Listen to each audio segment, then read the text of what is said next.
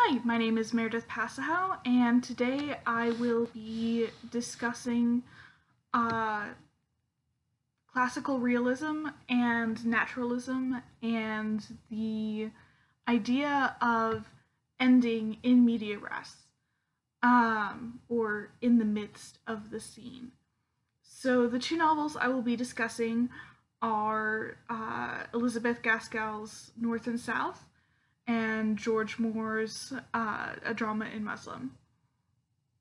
So, one thing that I noticed that was very similar between these two novels is they both begin in very similar ways and they end in very similar ways.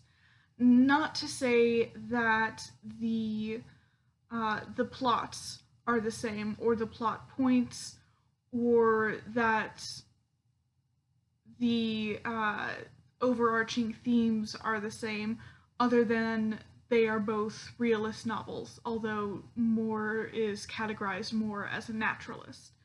What I mean to say is that both of these novels have very lovely long introductions wherein we are slowly introduced to the characters. We are given character sketches, we are given details of the characters. And what both Gaskell and Moore do is sort of ease us into the plot. Rather than, say, Zadie Smith with her novel White Teeth, which begins in media res, which begins in the midst of a scene. With Gaskell and Moore, we get to dip our toes into the world that Gaskell and Moore are creating rather than diving straight into the plot. We're introduced slowly to the main characters, we're introduced slowly to the social issues that will be discussed, to the themes that will run through the stories. But what happens as we get to the end is there aren't so much endings as both novels just stop. And I find that very interesting. And the other thing that I find interesting is that both stopping points of both novels are new beginnings. And so I'd like to kind of discuss the idea of realism within this concept of these two novels, specifically these two novels, ending very suddenly. Now, I am not making a generalization for all of realism.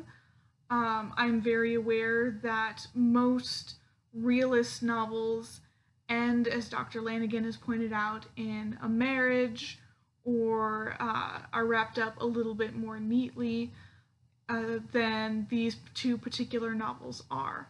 However, these two particular novels don't.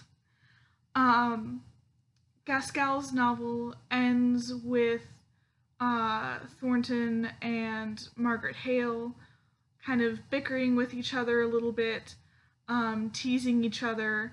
A proposal has been made, but as is pointed out by John Thornton and Margaret Hale, Hale's aunt has to be informed of it, and Thornton's mother has to be informed of it, and that is where the novel ends. With A Drama in Muslin,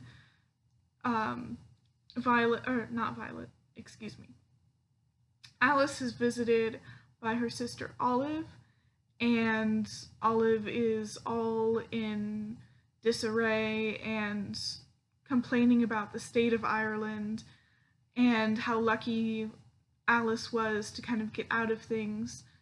And Alice says, well, of course you must stay with us then. And that is where the novel stops. So in Alice's case, she has been married to a man she loves very much, and they have a very mutualistic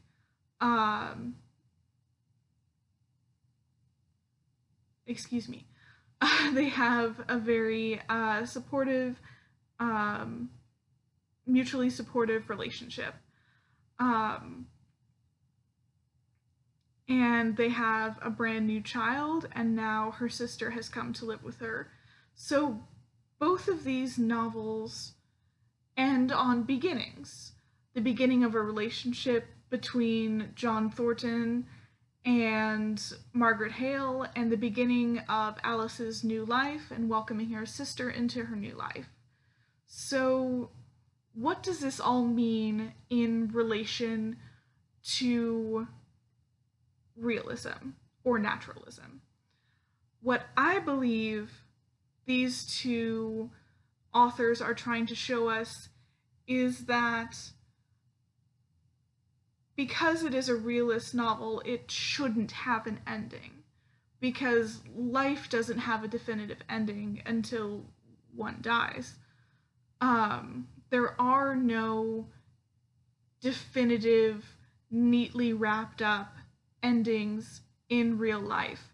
And because these novels are meant to emulate real life, they are meant to show the complications of life and the intricacies and the details in a realistic manner. So of course they wouldn't have neatly wrapped up endings because that isn't realistic. It isn't realistic to tie all the threads together in a neat little bow.